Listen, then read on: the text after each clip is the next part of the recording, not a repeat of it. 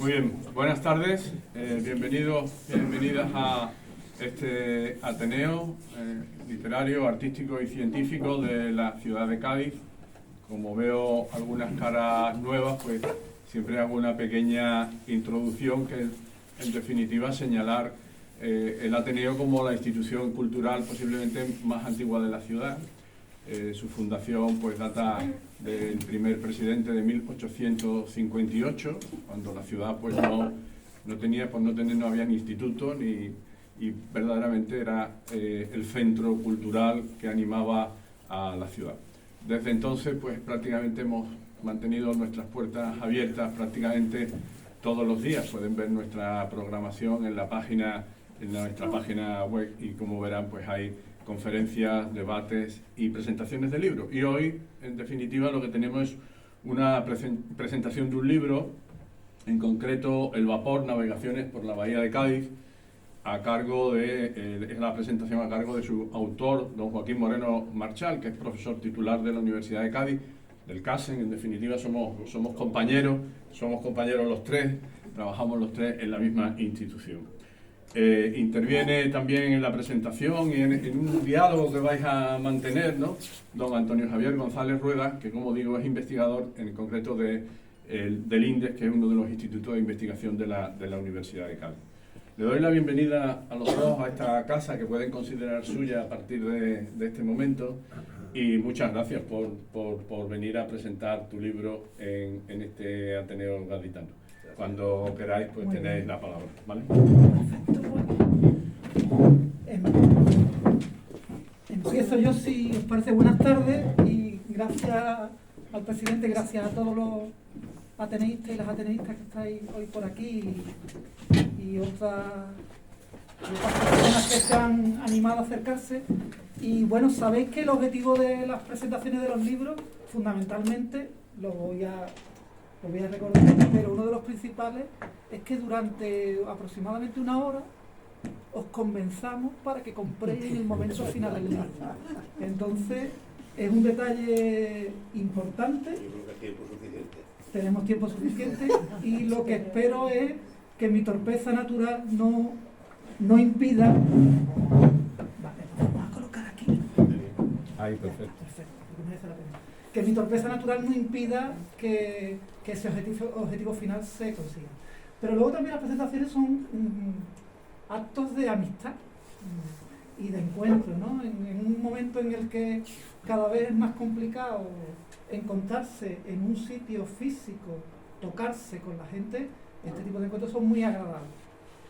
Y en el caso de Joaquín, yo debo reconocer que tengo con él una amistad lejana en el tiempo, pero también lejana en cuanto a los códigos con los cuales nos manejamos. Es decir, yo me considero amigo de él, pero en una distancia grande porque no nos rozamos, porque no estamos continuamente viendo, y me parece que eso me permite tener también una cierta objetividad para intentar transmitiros lo que este libro a mí me ha transmitido, Joaquín.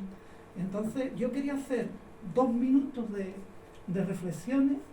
Y luego sí que, si te apetece, empezamos un diálogo, que puede ser un diálogo, empezamos con el dueto, pero podemos pasar al trío, que tiene una resonancia estupenda, pero luego también podemos pasar a la asamblea, es decir, que en cualquier momento podemos hacer los giros que queramos. Bien, Joaquín, yo cuando leo el Vapor, lo primero que siempre pienso con un libro de un amigo es que es un momento contradictorio, porque tienes a alguien al que aprecias, pero también tienes un criterio literario. Y a veces sabéis que se da la mala fortuna de amigos que escriben, pero que no te gustan lo que hacen, ¿no? Entonces, en el caso tuyo, Joaquín, yo he tenido la suerte de encontrarme con un libro que me ha aportado cosas que a mí me gustaría comentar, ¿no? A mí me parece que es un libro profundamente metaliterario, y lo que quiero decir con metaliterario es que este señor que está ahí en la esquina es capaz, en textos muy cortos, muy cortos, muy breves, de transmitirnos todas sus lecturas. hay muchos autores que aparecen explícitamente en el desarrollo del libro, todos muy bien escogidos, pero luego yo siempre lo que he notado es que eres una persona que me parece que lees mucho, que lees con mucha profundidad y con mucho criterio. Entonces me recordaba, hacía el análisis ayer, y con todas las distancias, evidentemente, me recordabas a la figura de Juan Benet, ¿no? Me recordaba la figura de Juan Benet porque como tú eras ingeniero, es verdad que era un ingeniero de trasvases y pantanos, y tú eres un ingeniero industrial, más pegado a los temas marítimos, etcétera, pero era ingeniero y al mismo tiempo fue capaz, mientras tenía esa vida, digamos, ordenada, numérica, etcétera, fue capaz de construir un universo literario que en el caso de Juan Benet fue el que da título a su principal obra, La Región, ¿no? Él le llamó La Región a un lugar que no es real, pero que literariamente sí existía para él. Me recordaba esa doble figura de la persona que tiene una profesión, una devoción por la ingeniería y al mismo tiempo una devoción por la literatura. Y entonces hacía el paralelismo de unir ese territorio de Juan Benet, que es la región, con tu territorio. Y tu territorio es un territorio muy pequeño, bueno, con muchas millas náuticas, pero pequeño, en el sentido que eres el escritor ahora mismo para mí que mejor ha sido capaz de retratar la bahía, en un contorno que va muy cerrado desde el río Guadalete en su muelle del puerto de Santa María hasta que entras en el muelle de Cádiz, porque a mí lo del puerto de Cádiz me sigue sonando rarísimo como referencia. Esa era para mí la primera referencia con la que me unía tu texto, con el tema de Juan Benet. Y luego, como no, te imagino en ese vaporcito y no puedo evitar el paralelismo con Macrol el Gaviero, con el personaje que da vida a Álvaro Mutis en, me parece que 5 o 6 novelas. Es verdad que Macrol el Gaviero tenía que estar pendiente todo el tiempo de la gavia, ¿no? de la vela, que yo no soy muy experto, pero la vela que cruza por la parte superior. Y tú eres para mí, a partir de este libro, el Macrol del vaporcito. Es verdad que el vaporcito era un barco a motor, es verdad que no tenía vela, pero yo te imagino como él, y en el libro se demuestra, con una mirada muy especial que hace que observes la realidad a través de códigos que normalmente los humanos no somos capaces de detectar. Entonces, para mí, Joaquín une en muy pocas páginas, con una capacidad de síntesis envidiable, que ya quisiéramos tener cualquiera de los que nos gusta garabatear en forma de libro o en cualquier forma, tener la capacidad de mostrar una mirada distinta. De hecho, tú utilizas una imagen durante mucho tiempo en distintas partes del libro, que es la idea del interludio. Él, por si no lo saben, es un libro en el que él se dedica a describir sus viajes en el vaporcito del puerto a Cádiz y de Cádiz al puerto. Fundamentalmente, más del puerto a Cádiz que de Cádiz al puerto. No sé si te cogía más ganas en la ida que en la vuelta, pero me llamó la atención que es cierto que la observación siempre es más de ida que de regreso.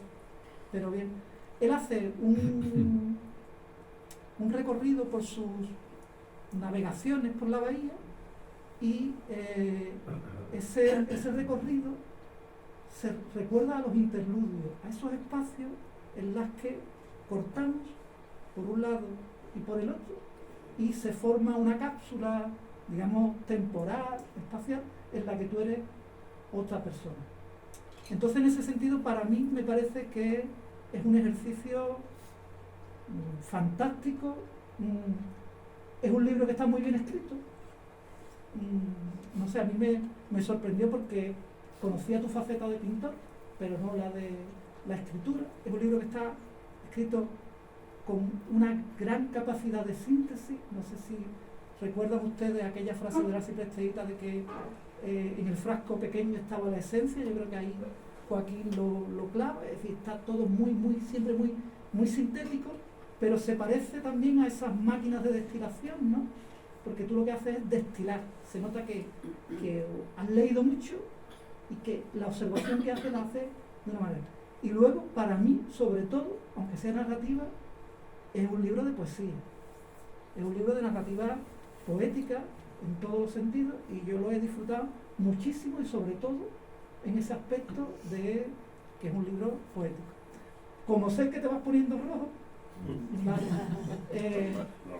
vale, yo te lo transmito todo esto como lo siento, como lo he percibido leyéndolo, y quería empezar, ¿no? Preguntándote si te parece, ¿no? Bueno, comenta lo que quieras, evidentemente, durante toda la charla, ¿no?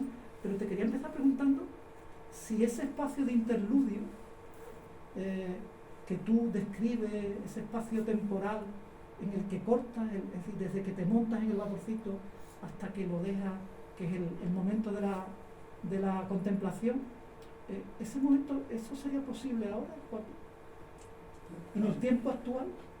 No solo ya porque el vaporcito no exista, pero si existiera el vaporcito, ese espacio de tiempo en el que tú desconectabas de casi todo o conectabas con casi todo, porque se puede entender de las dos maneras, ¿sería posible en el tiempo actual? Sería posible, lo dices por los móviles y por todo. Por todo. Con el vapor sí era posible. De hecho, el vapor facilitaba, y esa es una de, digamos, de las tesis que se puede plantear así. El vapor era un espacio que te relajaba, que te ayudaba a desconectar, que te ayudaba a quedarte mirando el horizonte y quedarte en vacío, y de ahí surge el libro, justamente de esa situación. Yo, esas navegaciones, las primeras son de los años 90, cuando yo iba a la escuela de náutica allí a la Caleta, pero luego ahí ha habido otras navegaciones en los años 2000, cuando iba a Otri y tal. Entonces algunas de esas veces iba con móviles. Sí, de hecho sale un móvil en uno de los personajes. Claro, claro, porque el libro se ha generado a lo largo del tiempo, mucha acumulación de notas, que eso sí, llevaba, no aparece la diapositiva, pero hay una libreta con la que yo tomaba las notas a bordo, y bueno, ahí surge el libro. Entonces, el vapor justamente era eso, era un espacio de desconexión, de interludio, de intermedio, de dejar atrás en poco tiempo. Lo maravilloso del vapor es que la travesía era 45 minutos, pero bueno, ya sabemos que el cerebro va cogiendo la rutina, y en cuanto te ponen dos o tres sensaciones, percepciones que ya te sitúan, pues nada más entrar en el vapor ya te iba relajando, desconectando, y quedándote en un estado de contemplación que creo que es muy interesante justamente para la vida actual. Es decir, un estado pasivo, en el sentido de recibir percepciones, recibir la luz, recibir los sonidos del agua, del mar, y entonces ese quedarte receptivo era fantástico, y eso lo generaba el vapor. Entonces ahora dependería de la actitud de cada uno, cosa que las actitudes son decisiones. Yo decido cómo quiero ir por la vida. Entonces, bueno, ahora lo podría hacer siempre que tomáramos la decisión de disfrutar del vapor y no estar mirando el WhatsApp.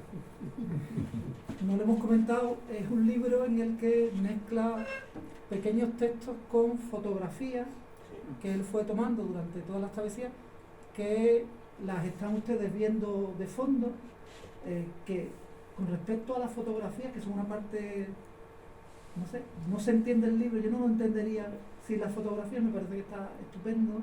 Por cierto, felicidades, no sé si hay alguien de la editorial, pero, no puedo venir, no. Pero bueno, que la edición está muy cuidada, las fotos están muy bien compensadas, es decir, que en ese aspecto está muy bien. Pero muchas de las, no sé si se apreciará con el cañón y con la fotoproyección, pero muchas fotos parecen lienzos, ¿no?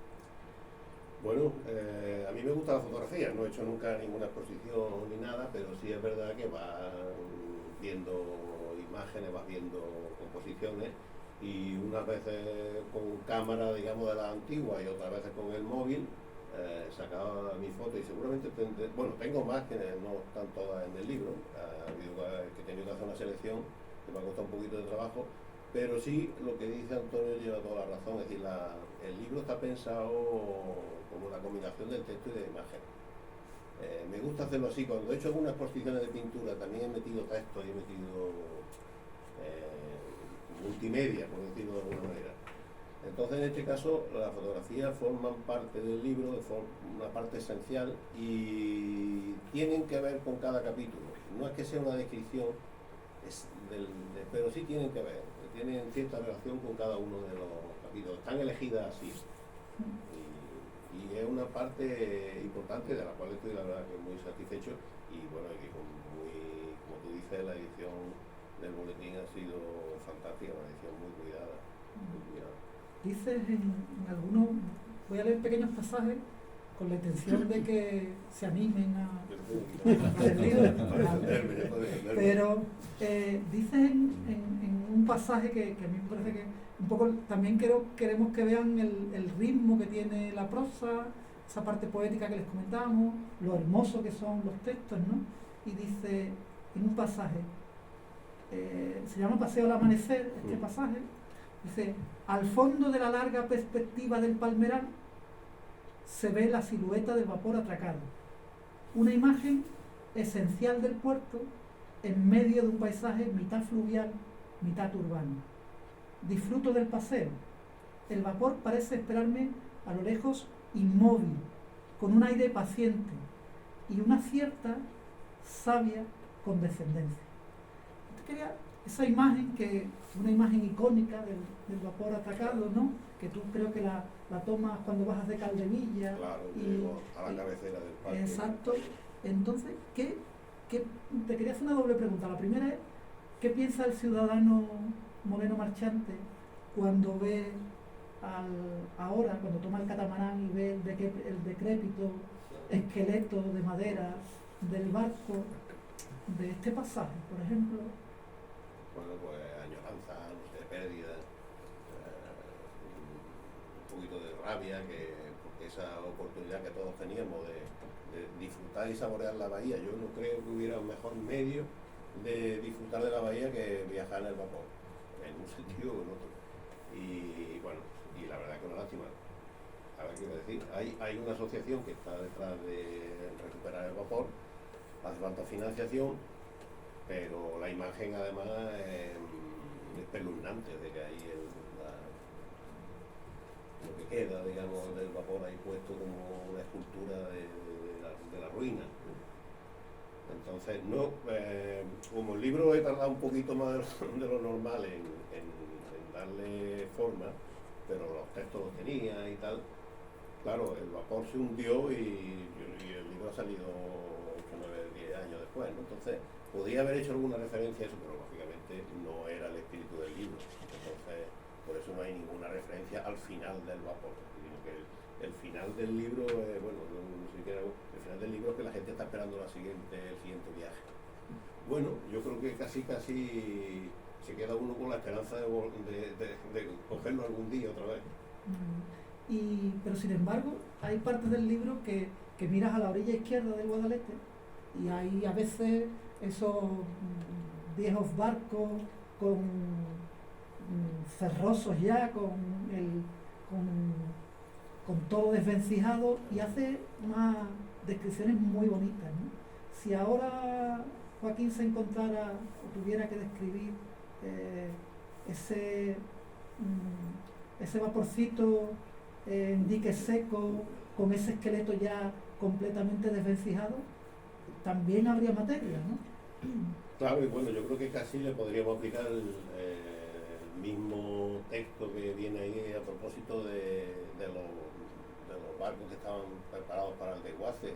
Es la sensación de decir, bueno, ese barco lleva detrás toda una historia, toda una peripecia de navegaciones, una historia detrás, aventuras, desventuras, bueno, la vida misma, reflejada en este caso en un buque que está a punto del desguace, que es como estaban allí en la margen izquierda, y habría que aplicarle la misma visión al vapor. Es decir, lo que pasa es que su fin ha sido un poco traumático, ¿no? Los barcos que estaban allí después agotados, por decirlo de alguna manera, estaban ya al final de su vida por agotamiento. Pero el vapor estaba joven todavía, no tenía vida por delante. Pero bueno, le podríamos aplicar lo mismo, es decir, el vapor como símbolo de Cádiz, de la bahía, del puerto, durante muchos años, con muchísimas aventuras, que por cierto me las contó y están en la página web. Mi página web, las grabaciones de Juan Fernández, el hijo de Pepe, lo digo porque a propósito es una de las son historias del vapor, ¿eh? Entonces las grabaciones de Juan Fernández, el hijo de Pepe, el del vapor, el piloto que llevaba el vapor, estuve charlando con él precisamente de este proyecto y le grabé con su consentimiento. Estuvimos charlando en el Hotel Monasterio por una hora y pico, y entonces tengo troceadas las grabaciones en la página web y son interesantísimas porque es una forma muy fluida y muy fresca de contar cómo era la navegación, muchas anécdotas, algunas las incorporé. Claro, yo no iba a ponerlo todo lo que me estaba contando Juan, entonces me costó un poquito de trabajo coger algunas de esas pinceladas descriptivas de la vida a bordo y anécdotas y tal, y meterlas cuidadosamente en el texto, que es un texto más bien poético, pero y entonces hay algunos comentarios con Juan que vienen de esa charla que yo tuve con él, que desgraciadamente falleció Juan, y mira que lo lamento, no había sido yo más rápido sacando el libro y que él hubiese visto el trabajo final. Luego también es un texto que a veces tiene mucho sentido del humor, lo digo porque lo pueden disfrutar, y luego también hay misterio. Hay un par de relatos con elementos de misterio muy simpáticos. No quiero decir, pero por ejemplo tiene uno sobre una parada súbita o sobre una llegada en la niebla al muelle de Cádiz fantástica. Es decir, tantas travesías y esa dosis de misterio que está reflejada en muchas partes y que también se parece al propio final del barco, ¿no? Bueno, el final es claro, hay el concepto de navegación está la aventura, ¿no? Es decir, navegación es porque hay muchas formas de navegar, pero la navegación también es aventura, ¿no? Es aventura en el mar y ahí puede ocurrir cualquier cosa. Y aunque este fuese una travesía doméstica, por decirlo así, digamos de un puerto a Cádiz, pero no dejaba de tener y esos son algunos ejemplos que no dejaba de tener su punto de sorpresa, podía acontecer. Entonces, pues a base de viajar a menudo, pues claro que normalmente no pasaba nada, ¿no?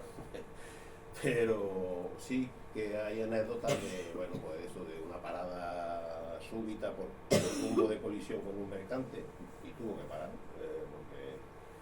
porque iba buen rumbo de colisión, y otras veces navegando en la niebla, y sobre todo más de una vez navegando en la niebla, pero hubo un día que realmente nos perdimos, no sabe poca gente porque íbamos muy poco, en el vapor mucha gente, muchas veces íbamos 4 o 5, entonces hubo un día que salimos del puerto con bastante niebla. Pero no diga dónde llegaste, que lo leas, ¿no? Ah, bueno.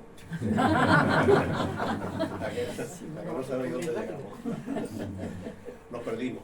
Entonces, si leéis el libro, sabéis. Nos enteraremos.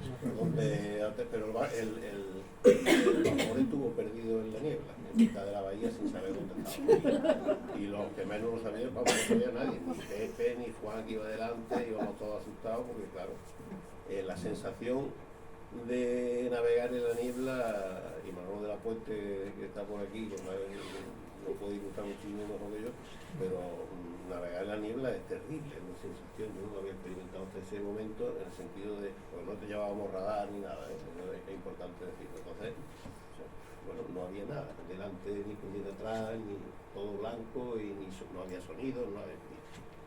Y cuando llegamos a la bahía, empezamos a darnos cuenta que estábamos perdidos. Y el vapor se perdió. En relación a la niebla y a la lluvia, tiene un pasaje muy, muy bonito, que yo que es evidente, ¿no? Pero que es tan bonito que no lo había nunca pensado, que dice que con lluvia y con niebla no hay horizonte. Y es como una metáfora hasta de la propia vida, ¿no? Claro, eso que comenta de la metáfora de la propia vida, yo releyendo luego el libro también, que empieza a verlo como algo exterior a ti, porque no está en el mismo momento que lo escribiste, pero es verdad que la navegación al final es un poco una metáfora o una analogía de la vida. Es decir, el conjunto de los viajes al final va trasladando ahí unas pinceladas o un cuadro que se asemeja a una trayectoria vital, porque hay nacimiento, la ilusión del viaje, el momento del desatraque, tal, te encuentras las situaciones digamos, de dificultad, de pérdida, como el tema de la niebla, te encuentras ciudades, te encuentras gente, conversaciones, desasosiego. Hay algún capítulo ahí que transmite cierto desasosiego. Triste o depre, ¿no? Sí, sin causa aparente. Y luego también está pues, el tema que ya hemos comentado del final de los barcos, después de las travesías como símbolo, ¿no? Entonces hay mucho de símbolo, de trayectoria vital en el vapor como ejemplo, y además una trayectoria vital que puede ser, para mí de luego, cada vez que lo voy leyendo, lo voy pensando, cada vez más interesante. Es decir, el vapor como forma de transitar por la vida, pero reposadamente. Era el ritmo del vapor. El vapor no iba a toda pastilla, el vapor iba sobrado de máquinas, tenía más potencia pero no la utilizaba.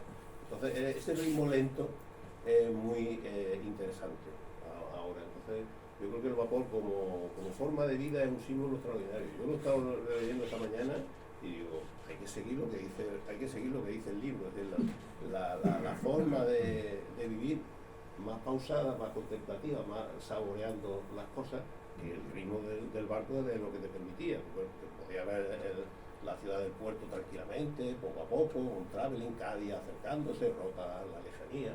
Entonces ese ritmo suave, con suavidad de movimiento propio de la navegación marítima, si no hay una tormenta gorda, que en la bahía afortunadamente no elogiamos, pero para mí es muy interesante verlo como experiencia vital, sí, como símbolo. Sí, pero también, como nos estamos poniendo muy divinos, ¿no? No piensen que no hay un Joaquín Pícaro, también lo hay. Y con tu permiso voy a leer solo voy a leer literalmente un par de cosas, los otros son entresacados, y se llama Una pasajera.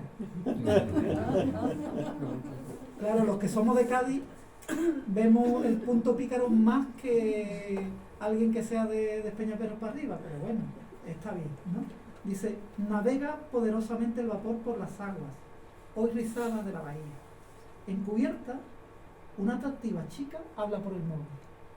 Blusa a rayas verdes y vaquero ajustado que dejan a la vista ligeramente una tersa piel tostada. La observo. La chica de la blusa a rayas me sugiere una determinada forma de vivir, sensual, espontánea, natural, libre, un estilo de vida que inmediatamente asocio con los aires amplios, abiertos y atlánticos de las costas de Cádiz. Entonces yo, releyendo esta pequeña libertad que te diste, ¿no? Me imagino con algunas críticas de los próximos, pero bueno, ninguna, te conocen ya, ¿no? Bien. No, me recordaba al Bryce Echenique de Un mundo para Julio, esa capacidad para en muy pocas palabras generarte una cantidad de imágenes, de sensaciones, y vamos, aparte de decirte que te gustó mucho, ¿cómo era esa chica? Cuéntanoslo ahora que estamos aquí. Bueno, está escrito ahí, ¿no? Sintéticamente. Sí. Ese capítulo, además, cortito, como habéis visto, muy cortito, a un compañero mío que es de Andújar, compañero de instituto y que dirige una asociación sobre patrimonio, defensa del patrimonio de Andújar, fue uno de los dos capítulos. Me citó otro, creo que el paseo por Cádiz, porque él es muy gaditano, vamos, él es de Andújar igual que yo, pero siente Cádiz con pasión. Entonces, ese fue uno de los capítulos que más le gustó, sí, el paseo por Cádiz, pero ese en particular. Bueno, esa chica justamente lo que refleja ahí, reflejaba No hay foto, ¿eh? Pero para mí el Cádiz, el espacio atlántico, ese concepto de espacio atlántico, al que estoy enormemente agradecido, porque obviamente yo vengo de Jaén, de por ahí, entonces, vamos, llevo mucho tiempo viviendo en Cádiz, pero es una forma de vivir extraordinaria, ¿no? Entonces, estoy agradecido, hay que estar agradecido, lo pongo en la introducción, bueno, a todo el espacio que no es que es Cádiz, que es el espacio atlántico, la costa, la bahía, las ciudades y bueno, y la gente, ¿no? Y bueno, pues esa chica me transmitió esa libertad también, esa sensualidad. La verdad que ni le añado ningún adjetivo, ni le quito tampoco ninguno, por supuesto. Muy bien. Dices también en algunos de los pasajes relacionados con esa idea de la lentitud, ¿no? De la necesidad de un tiempo distinto para apreciar las cosas. Dices que el vapor nunca ha sido impaciente en la salida, nunca.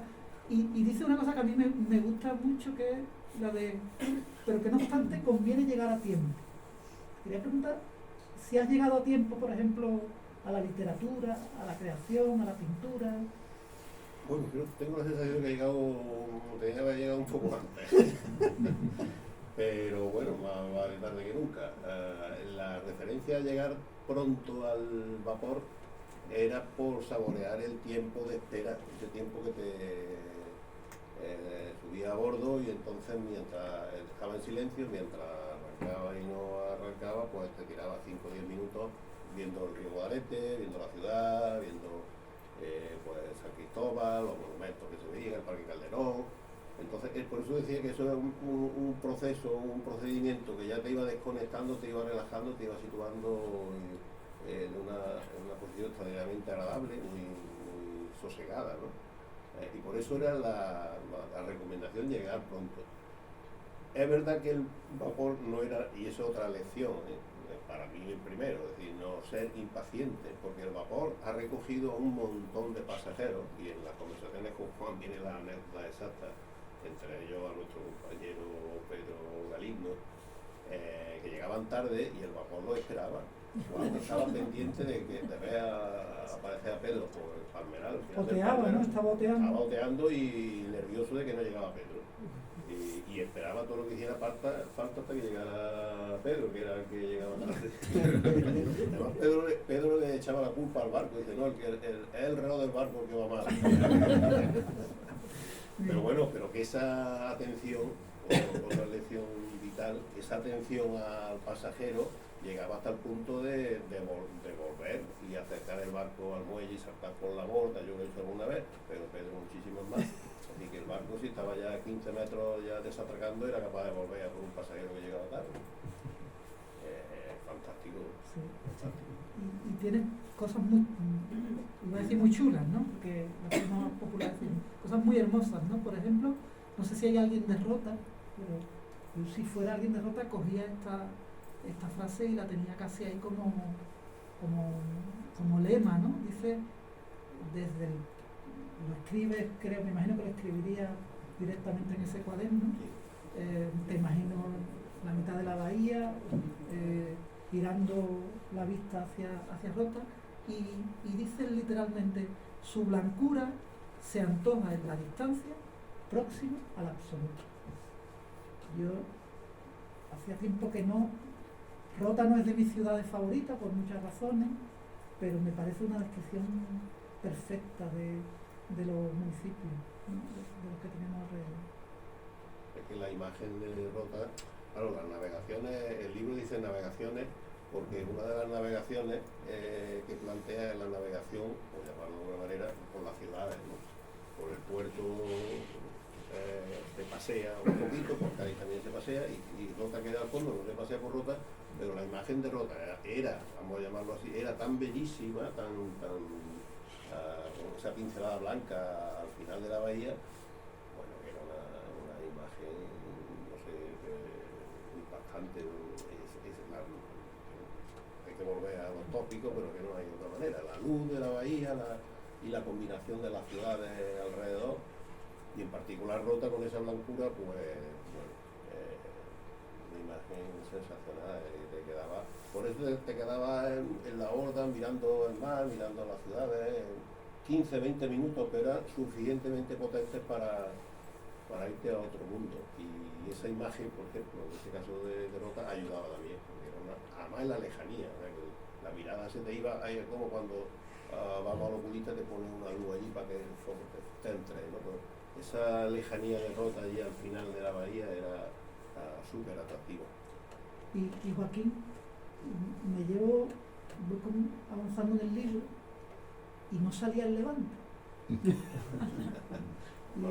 tardas en que salga, es decir, parece una primera mitad del libro que ha vivido un Cádiz que no existe, ¿no? En serio, cada vez que voy ahora mismo con los catamaranes, veo cuando salgo de mi casa del puerto los electrónicos estos, y siempre hay un autobús porque entre los días de Levante y los de marejada no hay manera, ¿no?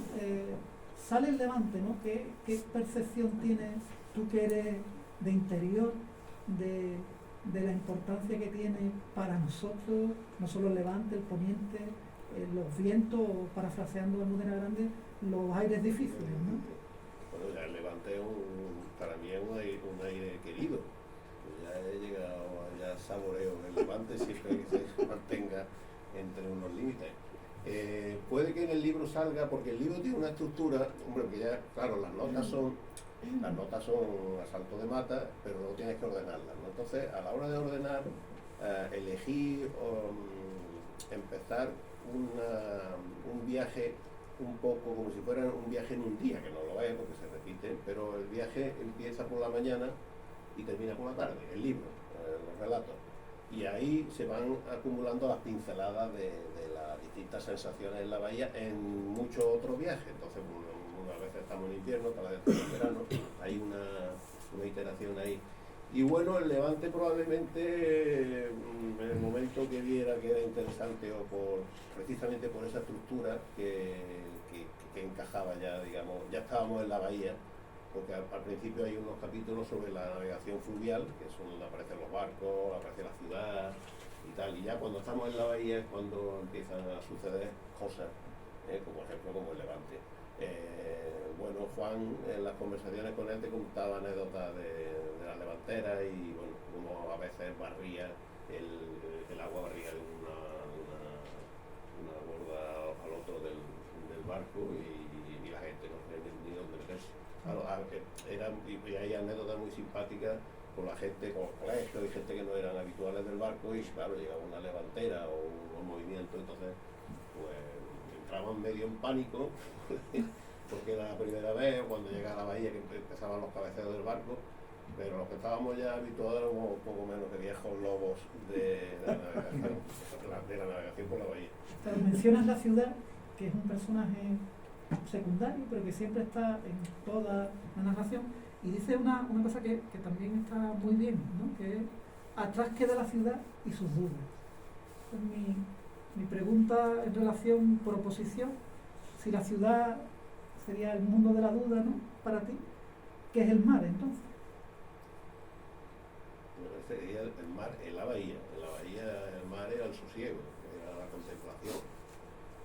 La ciudad y la duda es una construcción poética que viene a reflejar, bueno, porque lo que dejaba atrás son los trajines diarios, que muchas veces son un poco, le damos más importancia de las que realmente tienen, ¿no? Entonces, ahí quedaba la ciudad y sus dudas, sus goteras, sus dificultades o su raciocinio un poco, bueno, a lo mejor no tenían gran importancia, y cuando estaban navegando pues realmente veía las cosas con otra perspectiva.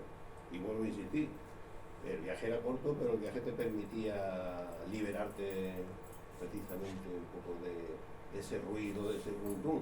Ahí quedaban atrás la ciudad y sus dudas.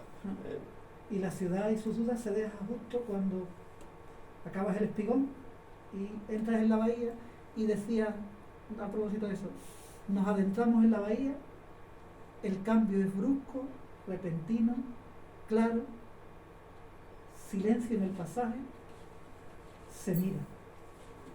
Me parece perfecto ese momento, porque yo creo que lo hemos vivido todos los que nos hemos montado en el vaporcito, el cambio de, iba a decir de marcha, porque no soy marinero, pero me perdonáis, pero el cambio de máquina, que era además ensordecedor, el olor del gasóleo, que tú también en algún momento lo reflejas, y ese momento de silencio también cuando entra, cuando ya no hay referencias, ¿no? Sí, porque es que eso es realmente lo que ocurría. Es decir, había un tramo de navegación fluvial, pero cuando llegábamos a la bahía, que se notaba, porque había ya un poquito de oleaje, cabeceaba y tal, la gente se quedaba, nos quedábamos todos, por muchos viajes que lleváramos, pero sobre todo el pasaje se quedaba mirando, la gente hablaba ya poco, se quedaba admirada de la bahía de Cádiz. Y eso nos pasaba a todos, y por eso digo, que cuando llegábamos a la bahía la gente se quedaba boquiabierta, literalmente boquiabierta. Y bueno, eran 20 minutos de travesía por la bahía, que era puro deleite, brisa marina, los barcos, la actividad en la bahía, los pesqueros, la gente en los botes, rota al fondo. Claro, eso era una maravilla por la mañana. Y la gente, pues, ante esa belleza, esa plenitud, digamos, que teníamos alrededor, pues la gente se quedaba boquiabierta. De todas maneras, Joaquín además, digamos que yo lo descubro por este libro, pero a raíz de ir, entre comillas, bicheando, ¿no?, tus cosas, encuentro una especie de blog que tienes que se llama Encuentro y Creaciones, Parada Biológica, y les querría leer a ellos un pequeño texto que me llamó la atención porque tiene la esencia de lo que tiene el libro, que para mí es, si lo tuviera que enumerar, lo tengo aquí escrito, ¿no? Mirada singular, humor, misterio, una escritura muy saneada. Yo no voy a decir si eres un gran escritor, me parece una escritura muy saneada y eso a mí me llega bien, muy sintética. Y les quería leer antes de terminar una pequeña entrada que hace el 17 de mayo de 2020. Imagínense, 17 de mayo de 2020, todo el mundo es capaz de viajar a esa fecha. Dice: videoconferencia con amigos, como todos los sábados. Tenemos bien organizadas las nuevas rutinas, pero hoy resulta demasiado estrecho el ancho de banda de la red. Sábado noche, debe estar media España en multiconferencia. El guirigay de voces, retornos, retardos, imágenes que entran y otras que salen, convierte la esperada videoconferencia en una torre de Babel. Y sin embargo, nos mantenemos hora y media buscando la comunicación como sea, tratando de entender lo último que ha dicho Maxi o la respuesta de Diego, que acerca la cara a la cámara y se agiganta en un segundo para hacerse entender mejor, aconsejándonos sobre cómo mejorar la maltrecha experiencia de usuario, una suerte de confinamiento en el camarote de los hermanos Mars. Y sin embargo, lo dicho, hora y media. Al final del día, la tormenta. Agua cayendo en tromba, golpeando con fuerza sobre los tejados y sobre la montera de la azotea. Sigue el mayo lluvioso y fecundo, como así debería ser el confinamiento. Es un ejemplo que, como queremos que lean el libro, del exterior del libro, pero que yo creo que sintetiza eso, la capacidad para tener sentido del humor, para introducir elementos que nos hacen seguir, continuar, y luego mucha inteligencia a la hora de escribir, y a mí me agrada mucho.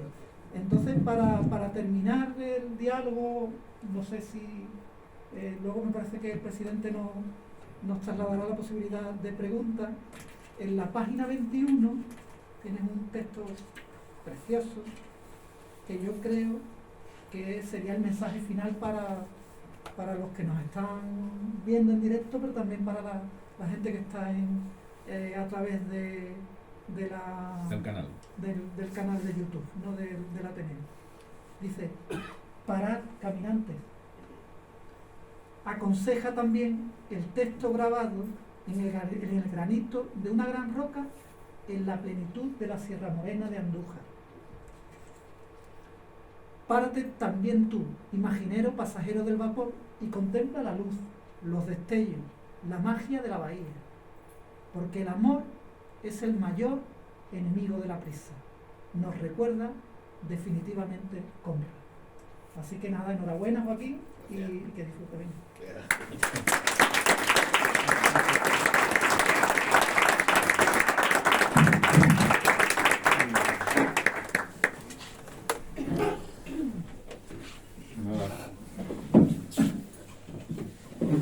Bueno, yo quería, si me permite, Sí, hombre, claro, por dar supuesto. las gracias a todos y también las gracias por la asistencia, a acompañarme en la presentación y por supuesto, gracias a Antonio y gracias al Ateneo bueno, por acogerme con esta confianza, a Diego Jiménez Barrios, que ha hecho un trabajo fantástico para ponerme en contacto con vosotros.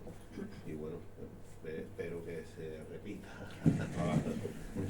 Muchísimas gracias a los dos y claro que se puede repetir, por supuesto. Como decía al principio, tenéis esta casa abierta, ¿vale? Para lo que creáis conveniente. Creo que lo habéis conseguido, es decir, que el objetivo está cubierto. Tenemos ganas de leer el libro, por supuesto. Eso es ineludible. ¿Alguna pregunta? ¿Alguien quiere hacer algún comentario o alguna aclaración? ¿Algo que... Diego? En esta amena y estupenda introducción, esta entrada que has hecho al libro, Antonio Javier, te veía un matiz, cuando hablaba de la contemplación, te veía un matiz de corte un poquito pasivo. Pero yo le quería preguntar a Joaquín si esa contemplación, que según decía Aristóteles, ¿no?, es la actividad más plena, la actividad racional más plena, y probablemente la actividad mayor que haya, si esa actividad te favorecía, te ha favorecido, me imagino que sí, por supuesto, que llegabas más contento al trabajo y tal, ¿cómo ha incidido en tu vida artística y en tu vida laboral? O sea, esos paseos mañaneros, eso, ¿de qué manera, en positivo o en negativo? Pero normalmente, seguramente en positivo, cuando lo hacías, ¿no? ¿Cómo ha incidido en tu vida artística y en tu vida laboral? Bueno, la vida artística ha incidido en el libro y en el estímulo a escribir precisamente esas sensaciones, en rellenar ese cuaderno que yo llevaba con toda la experiencia que iba acumulando. Tiene también una característica interesante para todo el mundo y por eso también creo que es bueno recordar la experiencia del vapor como espacio de pararse, ¿no? Entonces, cuando tú te paras y la mente la dejamos un poquito en blanco, es cuando afloran las ideas. Entonces, desde el punto de vista creativo, el vapor era un magnífico espacio creativo. No en el momento, bueno, en el momento también, porque ahí escribí muchas cosas, ¿no? Pero probablemente al tú tirarte 40 minutos desconectado, porque te desconectaba, no porque hicieras un esfuerzo de desconexión, sino que realmente el ambiente, la máquina, el ritmo, la gaviota, te desconectaban del mundo. Al cabo del tiempo seguro que surgieron ideas interesantes a todos los niveles, porque deja la mente reposar. Entonces es una cosa que debemos hacerla. No quiero ponerme muy... Pero tenemos que reposar la mente, dejarla un poquito en blanco. Es fundamental, pero es fundamental para que salga la buena idea y la abundancia de ideas, pero sobre todo la buena idea.